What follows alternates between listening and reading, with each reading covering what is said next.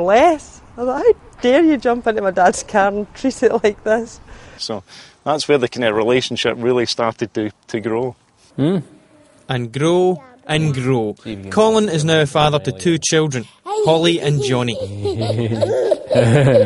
Certainly hard work, that's for sure.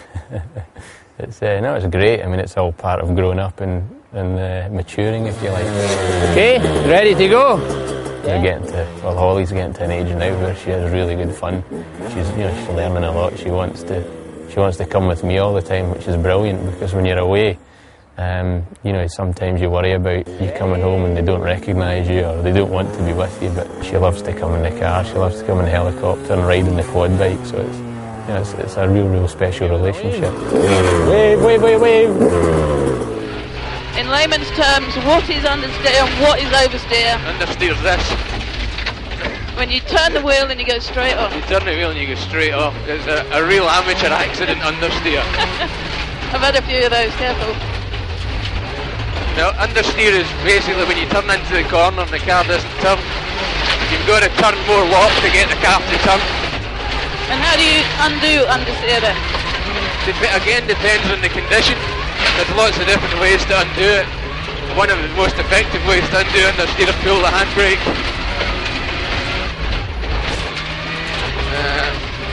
But really, in a modern day 4-wheel drive rally car, understeer is something of the past. All the setup's done before the corner, so the car's already in a bit of a slide before you get into the corner, like here. The rear of the car starts to slide. So you really don't have to turn into the corner after you've made your first initial turn. You should always be having the wheel straight ahead or even slightly correcting the oversteer if anything. So understeer is a crime in the model world of rallying? Understeer is definitely a crime. And so oversteer? Oversteer we have in most corners here, very, very slightly with a 4-wheel drive car, because you always have the front wheels pulling the car straight. But basically oversteer is when the rear of the car comes out like that, and then you get on the power. Oh dear. Cut that one. Not like that. You turn into the corner, the rear of the car starts to slide, you get on the power, and it's almost like a power slide. Power oversteer slide's almost the same thing.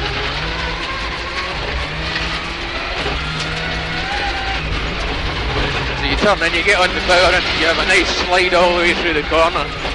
The oversteer's when the back of the car is sort of outside the line of the front wheels of the car. Like there you have it all the way around there. Colin's professional life had been with ProDrive and Subaru from the start, but much like his gear shifting, things were about to change. I felt it was the right time in my career to have a new challenge, and Ford provided me with that. We were in a phase with Inside Ford Motorsport at the time where we just designed the new Focus. We were entering it in competition for the first time in 1999, and we wanted to get off to a great start. New car, new driver lineup, and really Colin was the best guy for the job at the time. I felt a vital ingredient, certainly from my side, was to have the fastest driver at the time, to be able to work with the team and develop the car. Now there was just a matter of money. If you get to the level that you want to get to, which is world-class level, then you do find that all of a sudden there is a fairly big jump in fee, and that's what happened. We felt that by paying the sort of money that we paid for Colin, we were in a sense creating a media story or creating a media buzz. Not an irresponsible one, but one that we genuinely felt was the right thing. And I think it had the desired effect. It certainly did. It also meant Colin McRae, with his £6.5 million deal, was the highest paid rally driver ever. So, Monte Carlo, 1999, and the Focus's debut. It was a sort of dream debut for the car. It was brilliant.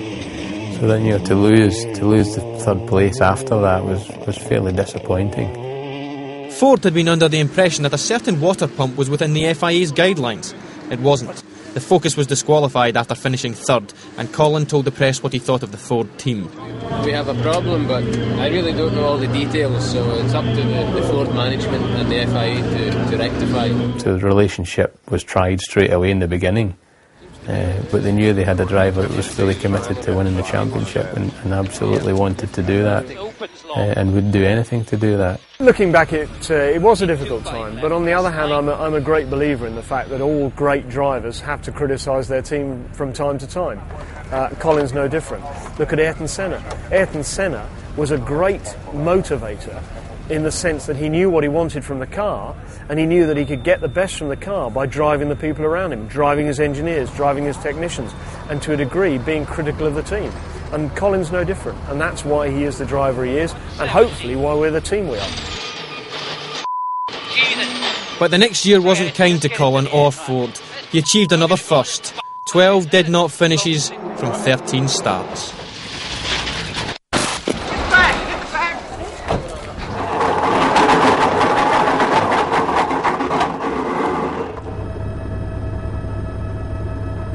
But by the end of 2000, the focus was finally performing, and things seemed to be looking up.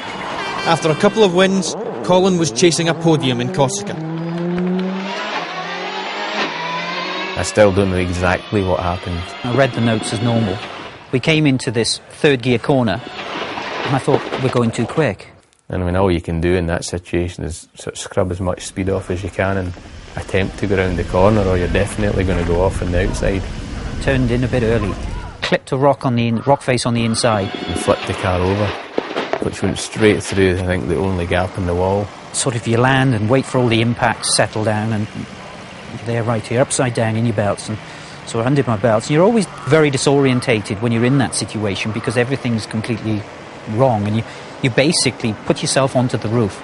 I said, "You all right, Cole?" And there was nothing, so it was silence. I can't really remember a lot about it apart from the wall and just going through the wall and feeling the bang on the tree after that. Not a lot. After a while, Cole, you okay, you okay? And then he came around. Then, of course, the guy was in a state of panic. You know, get me out, get me out. A lot of screaming and shouting. And I said, it's okay, I'm here, I'm here. All I can see is the sort of the whiteness of the roof in front of me, which was, right almost on my nose. I couldn't move at all because the roll cage was right across my chest. Taste the blood as well, which wasn't a very nice thing. And then after a while I could smell the fuel. And it's only a matter of time before maybe the car bursts into flames or whatever, and you can't get out. The main thing that we were obviously concerned about was, yes, he was trapped in the car, but at least he was conscious, and but obviously didn't realise the extent of how trapped he was, and the fact that the car was upside down as well. And eventually his father arrived from the service area with Bernie Shrewsbury, our fitness trainer. And then Nicky comes scrambling up the bank with the fear of Christ on his face. For God's sake, come and help me, Colin's still trapped in the car. I mean, you just think the absolute worst then. I mean, that was pretty low part of my rallying. When I went in there, there was some sort of moaning from Colin. So I called Nicky. I said, Nicky, get in, the co-driver's side. I said, we're going to have to get him out of here, because it was an entangled mess.